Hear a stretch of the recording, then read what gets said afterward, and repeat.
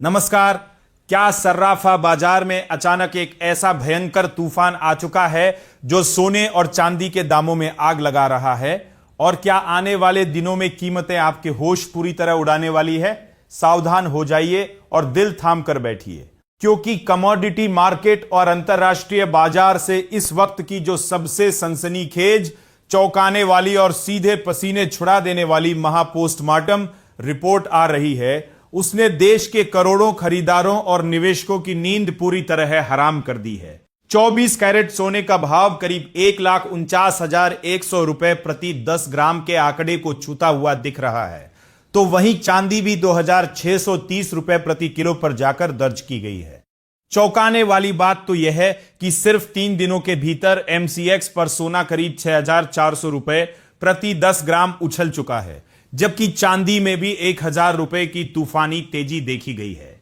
आज के इस विशेष बुलेटिन में हम सोने चांदी में आई इस भयंकर तेजी के 5 सबसे खौफनाक ट्रिगर्स का ऐसा लाइव पर्दाफाश करेंगे जो आपकी आंखें पूरी तरह खोल देगा। इस वीडियो को भूलकर भी एक सेकंड के लिए भी मिस मत कीजिएगा, क्योंकि आज हम आपको अमेरिकी फेडरल रिजर्व की ब्याज दरों, गिरते डॉलर और चांदी की सप्लाई में मचे भयंकर हाहाकार का वो कड़वा सच बताएंगे, जिसे जाने बिना अगर आपने बाजार में कदम रखा तो आपको बहुत बड़ा झटका लग सकता है। इस भारी तेजी की सबसे बड़ी वजह अमेरिका के कमजोर रोजगार आंकड़े और वहां ब्याज दरों में कटौती की बढ़ती उम्मीदें हैं।